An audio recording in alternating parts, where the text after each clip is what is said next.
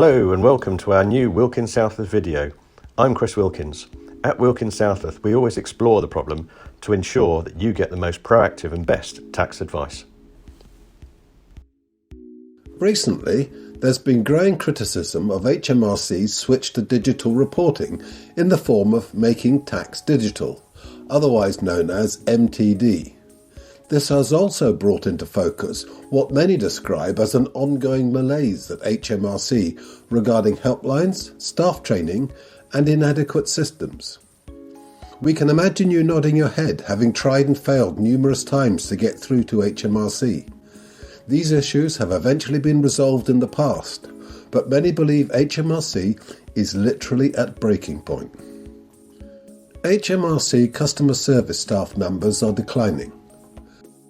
A recent Freedom of Information FOI request found that between December 2022 and December 2023, HMRC lost 1,143 customer service staff. The staffing figure currently stands at 18,996, but there are concerns that working conditions and substandard systems will force many others to reconsider their positions. In replying to the FOI, HMRC highlighted the move to online services and the fact that customer advisors can switch between web chat, postal queries and telephone calls. The idea was simple. By reducing the number of telephone calls, advisors can discuss more complex and time-critical issues with customers. But is this working? Reduced access to telephone calls. Last year, Jim Harrer, the head of HMRC, told MPs that he wants to cut the number of telephone calls to HMRC advisors by 33% before the end of 2024. This comment ties in with a number of complaints from accountants and financial advisors about the closure of personal tax and then VAT helplines at peak times of the year. What may historically have been relatively quick phone calls have now been pushed towards online options, not always as efficient stroke accessible as HMRC would have us believe. Performance statistics. A report in December 2023 suggested an increase in customer satisfaction numbers across the board and improved performance in all areas. See this table.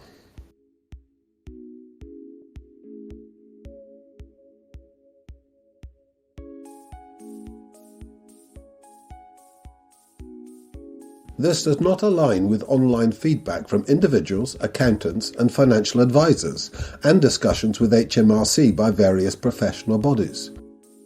When you consider that more than 70% of all self-assessment tax returns are filed in the last 2 weeks of January, why would you close personal tax helplines? Are online digital services the answer?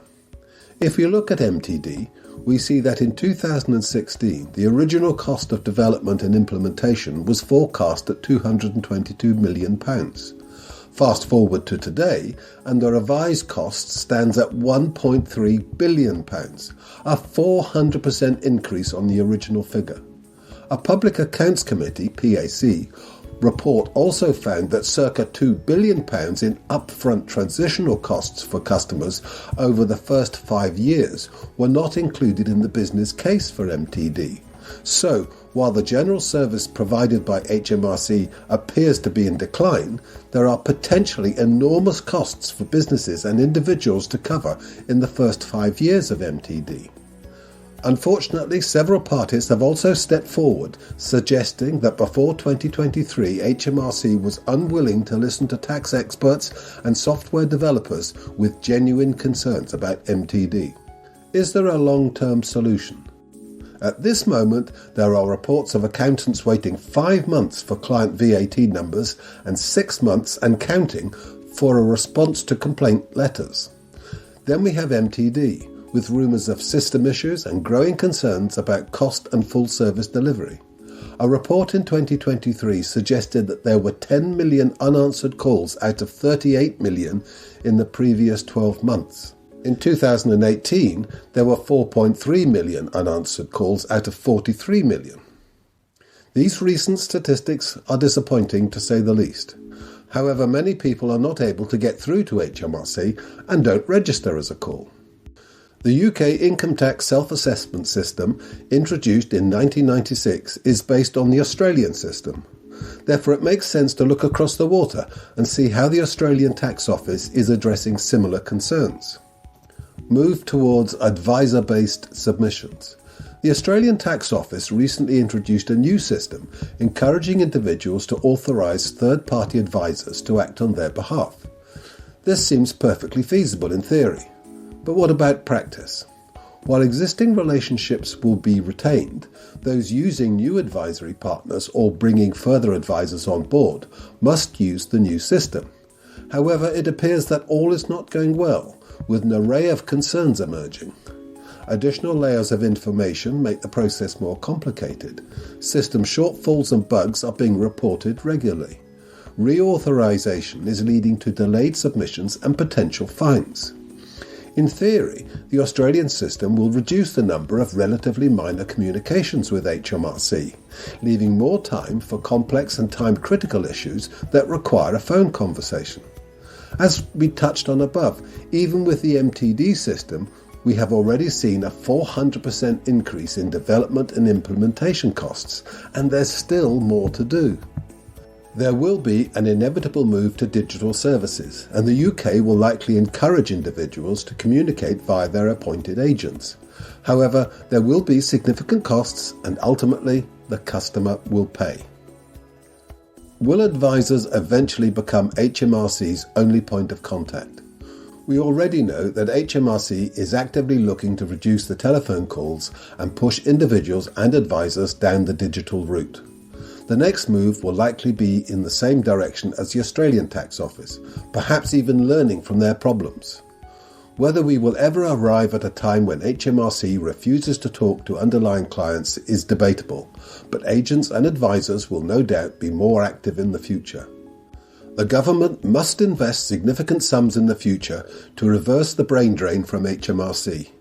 It is also essential that HMRC is more appreciative of the experience and expertise of accountants and financial advisors and more open to listening to their concerns in the future. We only need to look at MTD to see the potential impact on costs and timetables when the legitimate concerns of those working in the industry are ignored. Summary. In many ways, 2024 could be the straw that broke the camel's back, with serious concerns that HMRC is at breaking point and in danger of collapse. We have been here on numerous occasions, but somehow HMRC managed to persevere and get there in the end. The problems experienced today started building more than a decade ago, as the authorities looked to pursue more tax income without undertaking the necessary training and investment. In theory, a move to the Australian system could be beneficial, but even the Australian Tax Office is having issues. There is no quick-fire solution, no silver bullet. At this moment in time, we need to see a more focused approach, enhanced investment and proactive strategies going forward, rather than constantly fighting fires. Unfortunately, there is likely to be more pain for taxpayers, businesses, accountants and financial advisors before we see any significant improvements. Stopping the long-term decline in service standards is the first challenge. Not easy. If you have been having challenges with HMRC, please go to our website and leave a message. We will then get back to you as soon as possible. By the way, don't forget to subscribe to learn about other videos in this series.